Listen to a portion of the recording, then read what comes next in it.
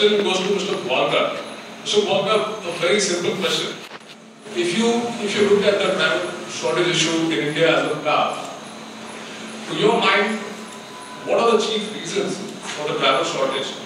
One of the biggest challenges that we face in addition to giving a good environment to the drivers in the industry is getting respect and recognition for the driver. That is a real challenge. And it is no secret that normally if you see any father, normally the son takes the profession of the father, generally speaking. But driving is the only profession where the father does not want his son to come into the industry. So part of the problem does remain that the credibility and respect that the driving industry commands is a serious issue to tackle. Now let me get Mr. Saharia here. Mr. Saharia, do you think one of the solutions is technology? For example, you have invested in a simulator. Do you think that could be a force multiplier, so to speak? The impact of the simulator is that I cut the driver training time on the track down by about half or 1/3. So it's a much quicker process. If I get a fresher in, and we did an experiment recently with about 40 freshers that we took it to convert them into heavy-duty licenses, and we find that the correlation is very strong. So after was an experiment, and it is proven itself successful. So all the other 5 that we have up and operating, we will also have driver training institutes. But I must say that it's a rather expensive option. So Sri Prasad, you started off with your vehicles. Do you think it probably makes sense for industry to do a promotional campaign which will help uplift the image of drivers and therefore make driving a more respectable business? So right from day one, we've been taking cognizance of the shortage of drivers.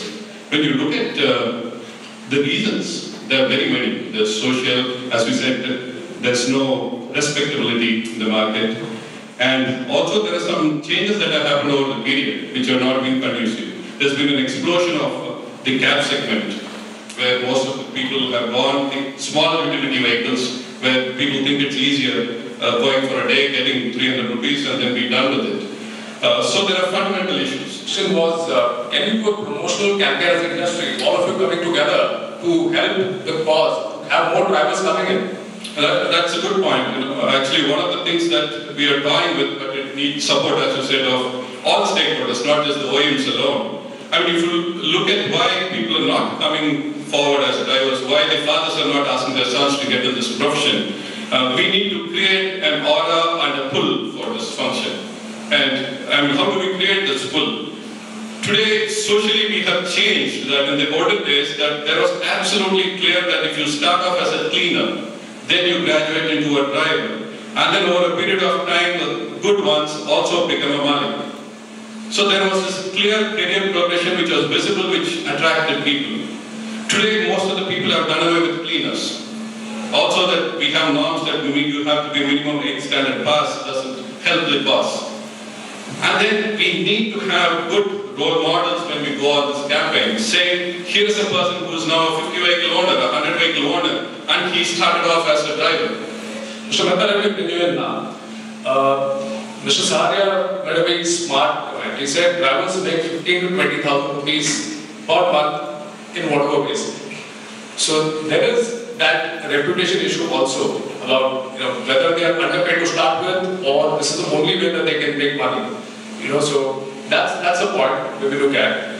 So when you look at technology like GPS, electronics coming into the vehicle, how comfortable are drivers looking at those technologies? Does it interfere with their traditional ways of doing business? GPS can only make his life better once these kind of facilities come in. And I don't think technology is a deterrent because these people are very adaptable to new technology. Typically you find them quickly adapting to anything of that sort. So you don't see any resistance to change that? There will be, but I don't see that as a hindering factor on availability of drivers per se. Okay. And I think if we just treat them better and we bring out a couple of comforts for them, you get better quality drivers than I wanted to ask you that when you look at your own drivers, for example, I think Mr. Mehta mentioned here that they do not often know their own rights and duties. Recently, I came across a report in the newspaper which said that the Workers' Compensation Act is now applicable to drivers. It means better working conditions and possibly compensation in case you meet with an eventuality on the road. Is that an important consideration to getting new drivers also? आगे भी की सोचे उसकी क्या security है वो life में 40 साल 45 साल तक गाड़ी चलाएगा उसके बाद उसके पास क्या है तो ऐसा एक प्रोग्राम सब मिलके बनाए कि वो ड्राइवर जब रिटायर होता है या कोई एक्सीडेंट होता है सपोज पार्ट टूट गया तो उसको बैठ के काम करने के लिए भी हम काम दें आप अपने कंपनी में करते हैं उनको कॉम्पेंसेशन देते हैं कंपनसेशन भी देते हैं नंबर 2 हम जो ये आप बातें कर रहे हैं हमने ऑलरेडी ये चालू कर दिया है कि इस ड्राइवर का सामाजिक दर्जा कैसे रहे मेरा खुद का सपना है कि मैं ड्राइवर को पायलट कैसे बनाऊं हमने जगह जगह ऐसे संस्थान चालू कर रहे हैं जिसमें उसका रेस्ट रूम पर हम अकेले कुछ नहीं कर सब साथ मिलके ये काम हो तो बहुत अच्छी बात लेकिन आपने अच्छा काम भी किया हुआ है आपने चालक से मालक स्कीम आपकी है उसके बारे में बताइए वो कैसे चल रहा है चालक से मालक की जो स्कीम है उसके अंदर हम ड्राइवर को फर्स्ट डे से एक गाड़ी का ओनर जैसे पब्लिक प्राइवेट पार्टनरशिप होती है उस तरीके से पार्टनरशिप की है हम उसका 1 रुपया भी इन्वेस्टमेंट नहीं करवा रहे हम उसको एक क्लब का मेंबर भी बना रहे हैं हमारी दूसरी कंपनी है सिद्धिविनायक पायलट्स क्लब्स लिमिटेड उसमें सिर्फ ड्राइवर ही मेंबर है उस मेंबरशिप के तहत हम उसको गाड़ी देते हैं गाड़ी की जब गाड़ी देते हैं तो उसकी पूरी सैलरी उसको मिलती है गाड़ी वो जितनी फास्टर उसकी कैपिटल कॉस्ट प्लस इंटरेस्ट निकाल लेता है तो उसकी 50% वैल्यू हम उसको गैस या गाड़ी उसको ट्रांसफर करके देते हैं आपने अच्छे पॉइंट किए आपकी can you help Ramki, sorry to come to you at the end, but probably the most important question, or the most interesting question will be to you. Taking up on what Mr. Bath just said, it is not enough if individual stakeholders do their bit. It's probably important that all of them come together. That's one aspect of it. But somewhere, don't you need franchises to come in, where you have something like an AgTech model, where people can independently run them under a manufacturer or a training center. Do you think such a model would work for driver training for the truck and bus industry? And I believe that OEM's job is to make good trucks. Right? Anything that is done from a perspective of a social cost, in my opinion, doesn't really scale up. We need to look at from a profit standpoint, and that is where result starts getting delivered. And OEMs should be contributing towards that element. And their energies would be better spent if they put in better products on the road rather than trying to roll out driving training centers, which in my opinion can be white label franchises that would go on and manufacture children in terms of monetary contribution and also in terms of providing the technical know-how. At the end of the day, OEM's business is to develop good quality technology products that is relevant for the market space, rather than diverging their energies into doing something which can be done really well. Second is a question of franchises. What is happening is that existing models are available. For example, today we are seeing 24/7 service centers coming up.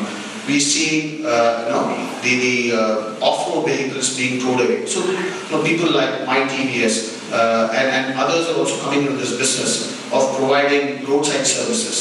Right? So Mr. Baid was talking about keeping jeeps all across the highways.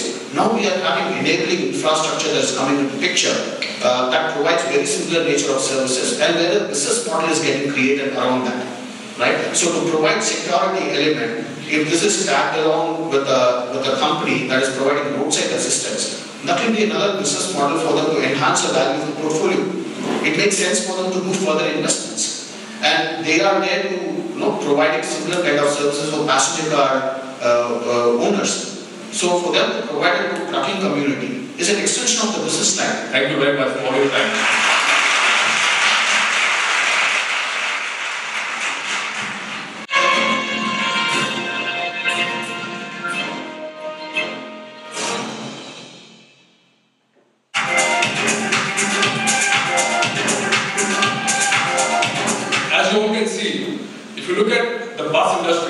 trajectory that it's followed, it accounts for only 10% of sales of the entire CV industry. And that is very low if you compare it with, say, a country like China, where 50% of sales come from buses. So there must be, and if you look at the public transport scene in India, there is such a pressing demand for buses. So there has to be a reason why more buses are not being sold. Mr. Pishardi, a general introductory question to you. If you look at the bus market from a historical perspective, would you say the glass has been half full or half empty? And which way is the bus market going in your opinion? Firstly, good evening to all of you. I think here there's no doubt at all. It is very empty. It's not even half empty. So it's not a question of whether you look at it half full or half empty. It's been one of the sort of, I would almost say, the embarrassments in the commercial vehicle business, that the bus business is such a small part. The only positive side of the bus business, I would say, it is in a sense more stable than the truck business. The truck business can go through the sinusoidal pattern, the swings are very large. So the bus business is stable, but that's because the base is still very low. And I think there's a lot which needs to be done to get the bus business to a level which is interesting and exciting. Obviously the big difference is that this is a regulated industry. A person can buy a truck, doesn't matter what size, what tonnage, and he can start flying it if he has customers willing to pay him for transportation.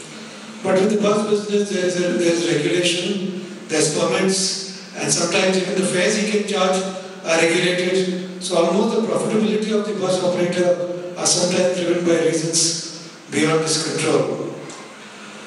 Infrastructure is a problem because if you look at long distance travel, the number of people who would commit themselves to long distance bus travel would tend to compare with the infrastructure available by rail or air. And I think the infrastructure available on long distance sections is relatively poor. So I think there are many factors. Even from an OEM standpoint, it is not a very rewarding business. The scales are not very high. Mr. Balekar, you've been a bus industry veteran. Some of the points that Mr. Pishardi mentioned, regulation, standardization, isn't that a very, very pressing, inhibiting factor? For example, everyone knows that the demand for sleeper buses is immense. But the reason that you don't see so many on the road is because each state has different dimensional rules for sleeper buses. You have variables and variables on a very small volume, which doesn't lead to profitability at the end of the day. Again, if you look at sleeper buses, it will come under the same consideration again. You have one more variant coming up. I think they are already making so many variants. Making one more variant is going to be a nightmare because the volumes are not going to be of that order. So that's one part. Second, I think there is a tremendous scope on the urban to rural connectivity. I think which has not been tapped. I think the urban to rural with the PMGSY road connectivity has improved tremendously.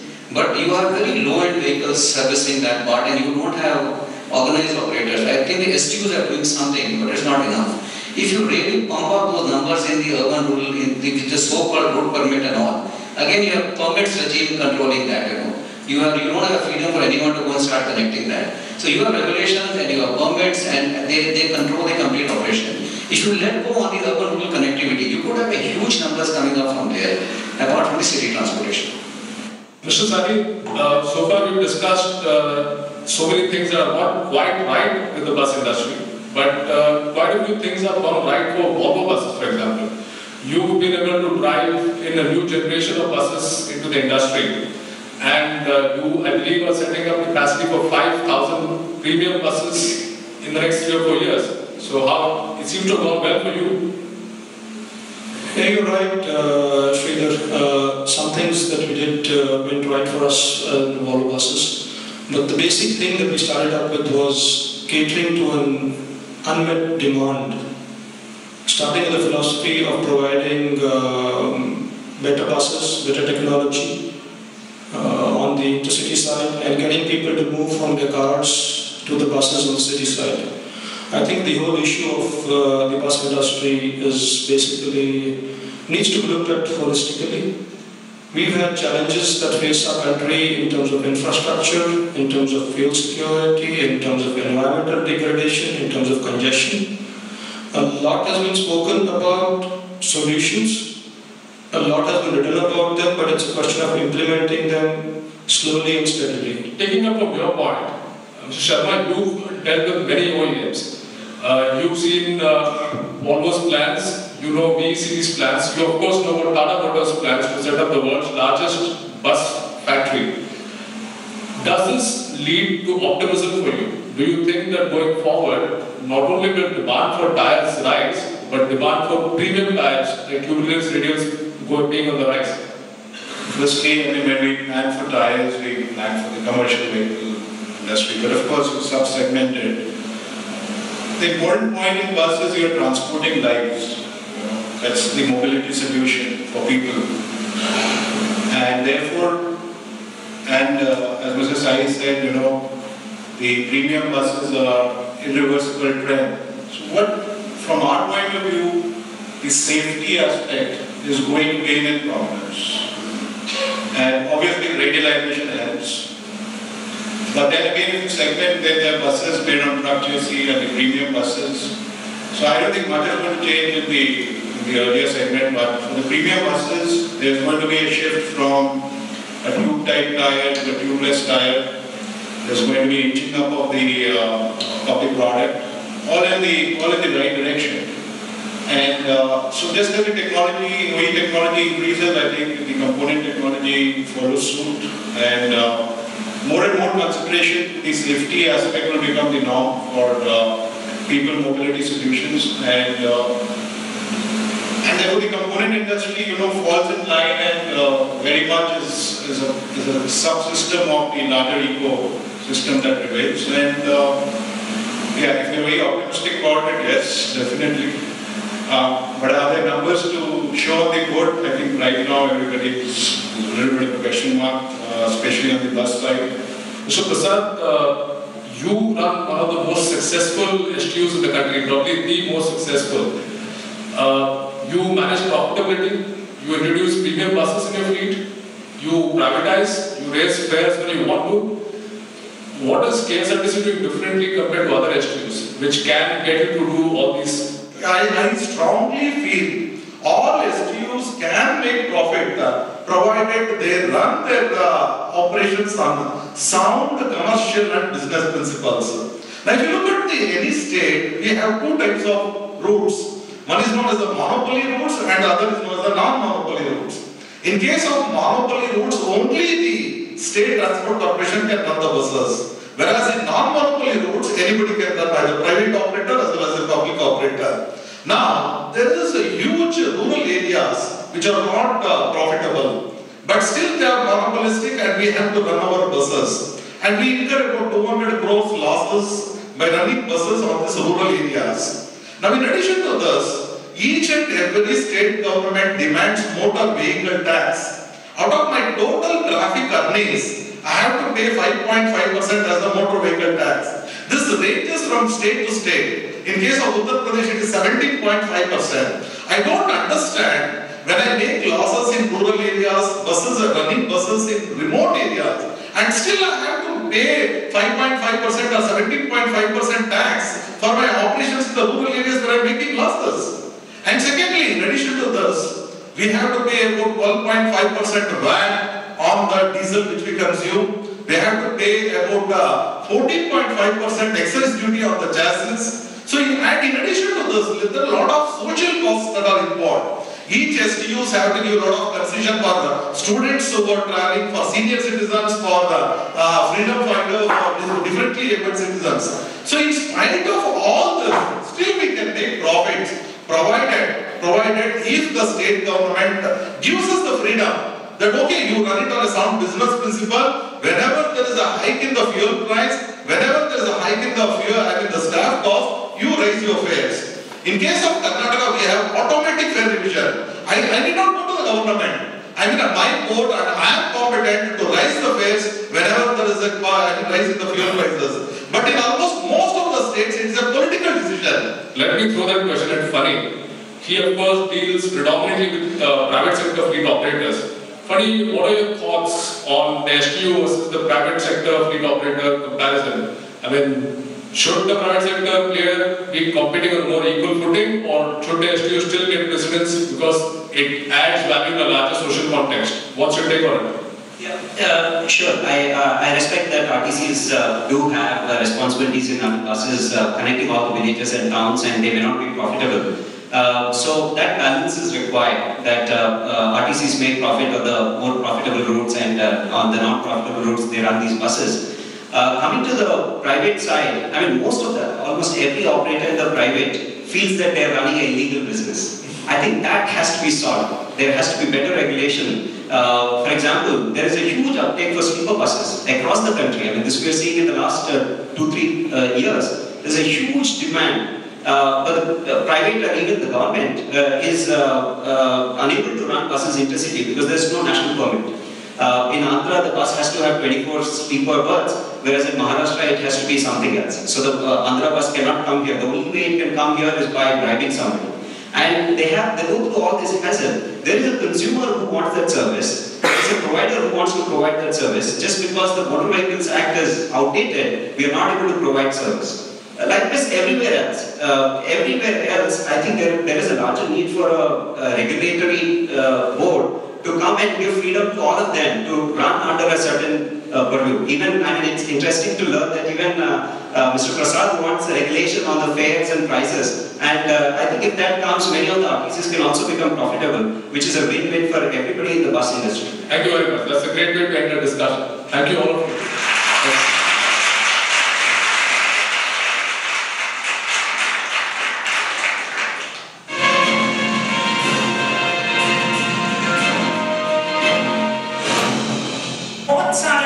Nursing homes, hospitals, clinics. A very good evening, ladies and gentlemen, and a very, very warm welcome to the Apollo Commercial Vehicle Awards 2013. Well, I'm Avneet Kohli, your host this beautiful evening, and it's a true honor to welcome each and every one of you present here tonight. Well, ladies and gentlemen, tonight all of us come together under one roof to simply recognize, reward, and felicitate the best of the best in the commercial vehicle industry. Well, ladies and gentlemen, it's been a fantastic beginning, and to kickstart the proceedings for this beautiful evening, may I invite on stage Mr. Hoshan Villamaria, CEO, Next Gen Publishing Limited, to deliver the inaugural address.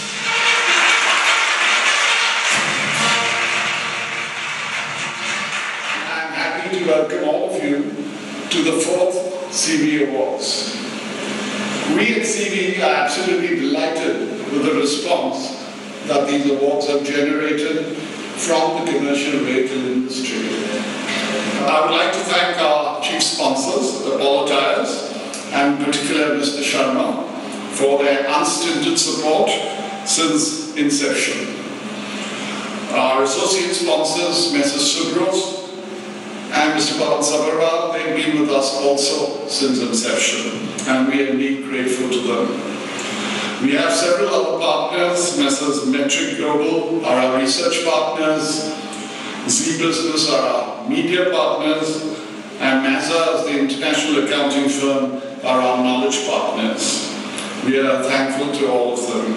And a special word of thanks to AMW for sponsoring the panel discussion today. I'm happy to now invite Mr. Satish Sharma, Chief India Operations of Apollo Tyres, to address us.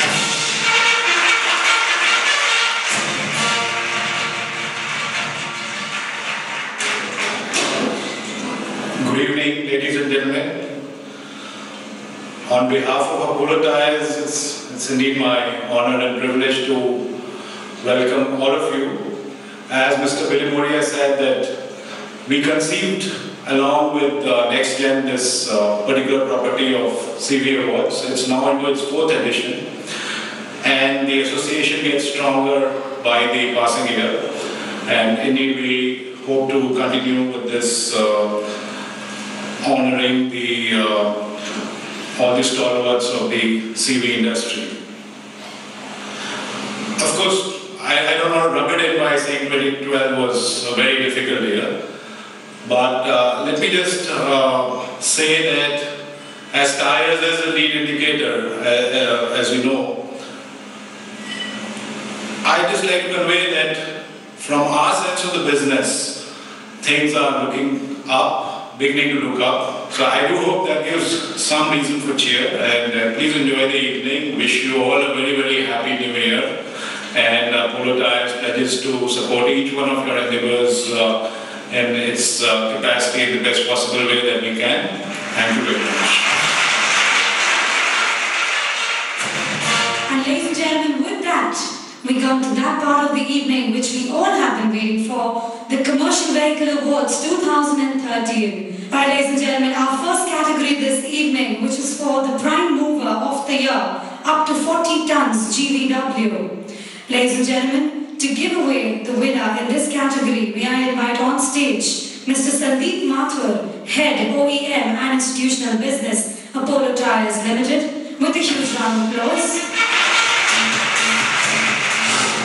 The nominations for the category Prime Mover of the Year up to 40 tons GVW are Mahindra Navistar MN35, iShare 4035, Tata Prima LX 4023S. The award goes to Tata Prima LX 4023.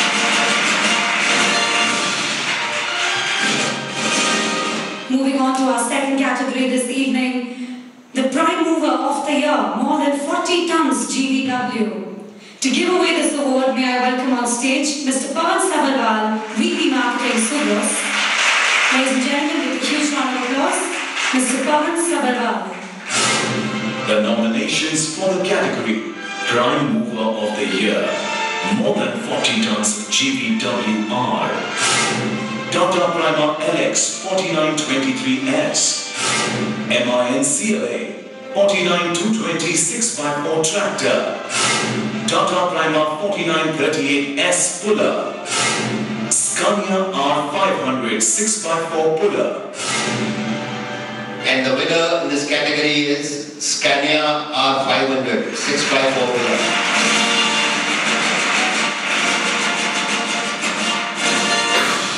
Ladies and gentlemen, the Emerging Truck Fleet Operator of the Year. And the winner is NSS Logistics India Private Limited.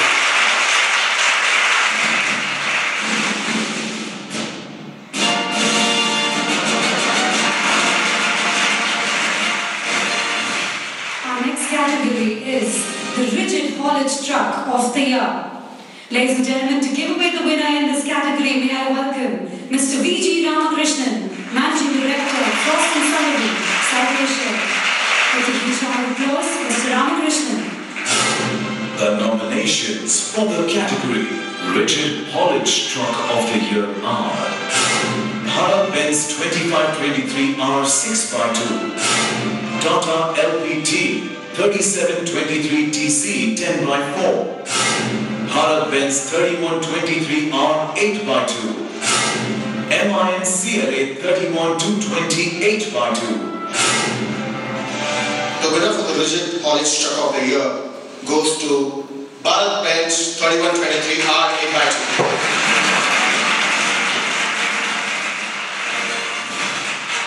Our next award this evening is in the category of the Tipper of the Year, up to 25 tons GVW. So to do the honors, may I welcome our publisher, our editor from CD Magazine, Mr. Sridhar Chari. The nominations for the category Tipper of the Year up to 25 tons GVW are Bharat-Benz 2523C 6x4, AMW 2528 Rock Body Tipper. The winner in this category is AMW 2528 TP.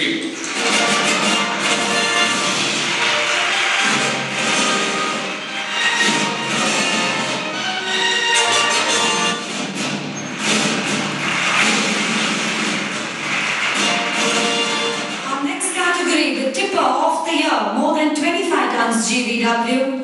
To do the honors, may I welcome on stage Mr. Rajan Nanda, GM Marketing and Business Development, Subros Limited. Ladies and gentlemen, with a huge round of applause, Mr. Rajan Nanda. category Tipper of the Year, more than 25 tons GVWR. Tata LPK 3118. Mahindra Navistar MN31 haulage tipper. Ashok Leyland U3123 tipper. Mahindra Navistar MN31. Fantastic to see the entire team up on stage. Ladies and gentlemen, moving on with our next category this beautiful evening for the Fleet Operator of the Year, Niche Applications. I'd like to invite on stage Mr. Ravindra Pisharodi, Executive Director, CVW, Tata Motors, to give out the winner in this category. The winner is Crystal Logistics Limited.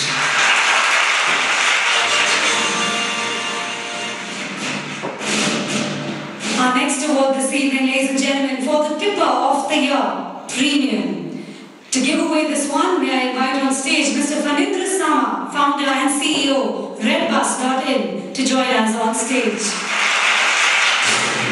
The nominations for the category Tipper of the Year, Premium are Tata Prima 3138K 8x4, Ural Aryan 3140 Tipper 8x4, Volvo FM 480 10x4. And the winner is Volvo.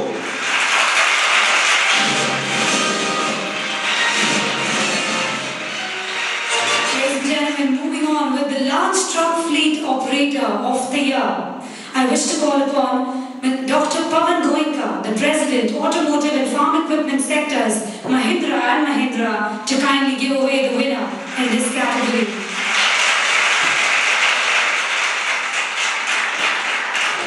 And the winner is Siddhi Vinayak.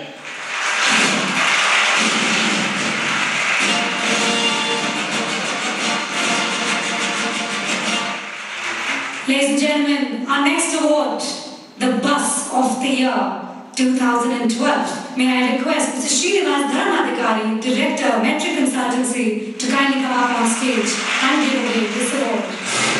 The nominations for the category Bus of the Year are Mercedes-Benz City Bus, Volvo 9400PX, Ural Aryan UR11BL Intercity Coach. And the winner is Volvo 9400PX.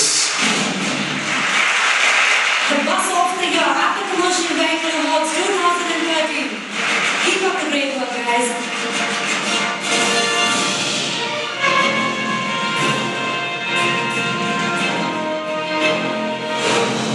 Next award is in the category of the Private Sector Bus Fleet Operator of the Year. Can I welcome on stage Mr. Stephen De Lima, the CFO, NextGen Publishing, to kindly give away the winner in this category. The award goes to Prasanna Purple Mobility Center. Congratulations, Prasanna Travels.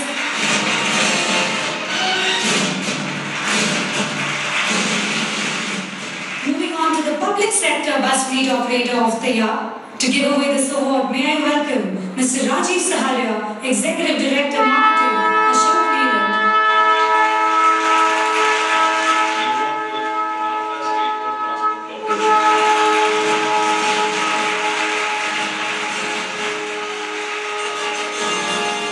Our next category, ladies and gentlemen, is in the category of Commercial Vehicle Innovation of the Year. Our winner tonight, may I welcome on stage Mr. Dominic Martin, Head Marketing at Polo Tires, to please declare the winner.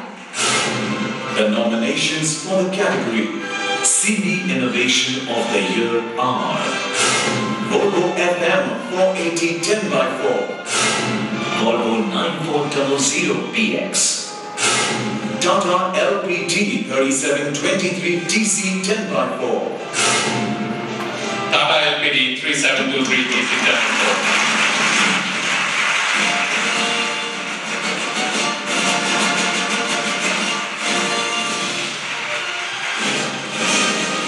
Ladies and gentlemen, moving on with our next award, may I invite on stage the Managing Director of Volvo Buses India, Mr. Manish Sahib. The Best Practices Adopter of the Year award goes to Frigi Transport Services Private Limited.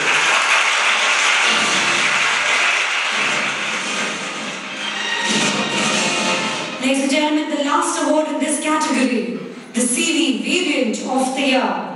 May I request Mr. Salil Gupta, Area Manager, India Commercial Operations at Allison Transmission, to please grace us with his presence on stage and give out the winner in this category. The nominations for the category CV Variant of the Year are AMW 2516 HL Cow, Horse Traveller 26, MN25 170 Cabin and Cow. And the award goes to Force Traveller.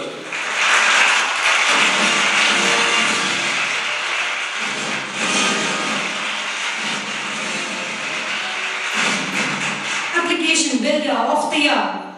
Ladies and gentlemen, to give away the award in this category, may I invite on stage Mr. Don Schulte, President, India. The winner for Truck Application Builder of the Year is Kailash Khan. Ladies and gentlemen, moving on with the next category, we have the Bus Application Builder of the Year. May I invite on stage Mr. V.R.V. Shri Prasad, Vice President Marketing, Sales and After Sales, Daimler India Commercial Vehicle, on stage. The winner is MG Automobiles Private Limited. After their name, congratulations, BG Automobiles. Our next award this evening is for the CV Component Maker of the Year. May I invite on stage Mr. Rakesh Kalra, Managing Director as Becky Photon Motors India. The nominations for the category CV Component Maker of the Year are Autolite India Private Limited, Cummins Turbo Technologies India Limited, Tenneco Automotive India Private Limited. The CV Component Maker of the Year award goes to Tenneco Automotive India.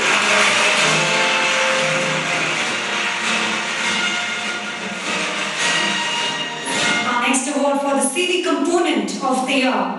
May I invite on stage Mr. R.S. Sachdeva, Senior Vice President Technology, VECW. The nominations for the category CV Component of the Year are Borg Warner Cooling Systems India Private Limited, Bimetallic Fan Drive, Arita Seating Systems Limited, B1 Magnum Seat, The Rock Engineering Private Limited, Micro Alloy Steel Connecting Rod.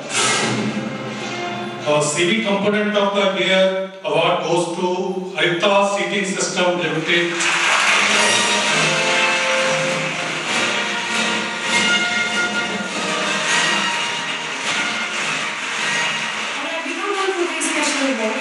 For the CV Dealer of the Year, may I invite on stage very proudly Mr. V. Sivakumar, Director Sales, Scania Commercial Vehicles India. Arvind Motors Private Limited.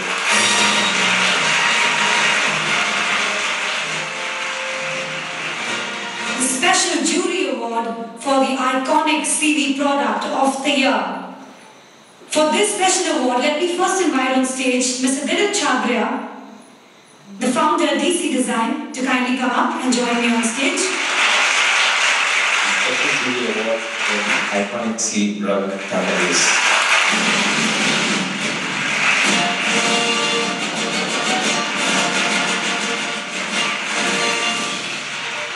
We have the next big three that we come down to. The CV Man of the Year. To give this one away, may I first invite on stage our CEO Next Gen Publishing, ladies and gentlemen. CV Man of the Year, Dheeraj Hinduja. Unfortunately, you could not be with us here tonight. However, we have a very special message from him, all the way from London. Good evening. I'm sorry I'm not able to join you tonight. It is a great honor and privilege to have been chosen as the CV Man of the Year. I'd like to dedicate this award to the entire team of Ashok Leyland who have worked tirelessly in taking the company to the next level. And to collect this award, may I please request Mr. Rajiv Saharia to collect this award on his behalf tonight.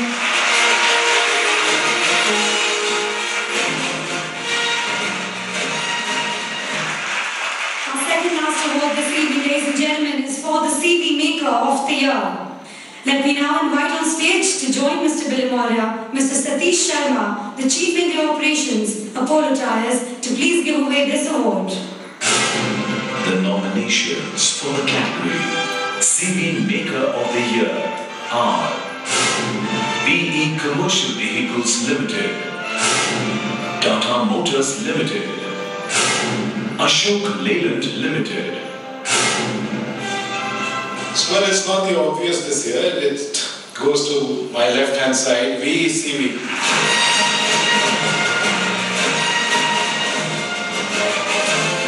Mr. Bilimoria and Mr. Sharma to please be on stage to give away the last award this evening. Ladies and gentlemen, the CV of the Year.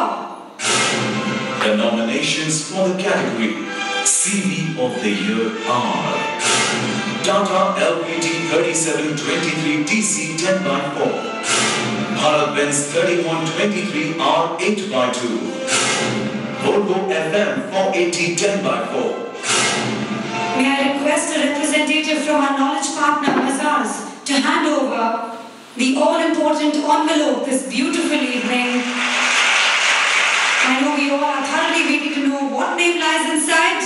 It makes the entire evening meaningful. Mr. Sharma, this one's yours. The CV of the year goes to our neighbors in Chennai. It's Bharat Benz 3123. CV of the Year goes to BRCV. Ladies and gentlemen, a huge round of applause. Daimler Commercial Vehicle, many, many congratulations. We wish you all the very best.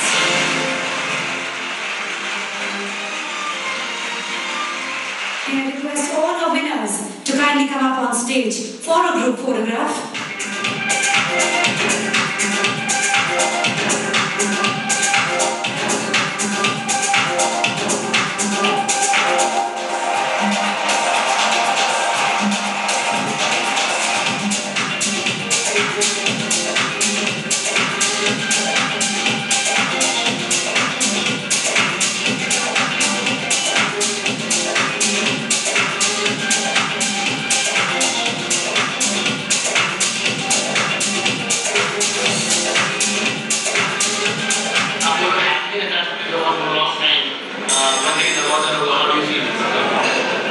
See, we have been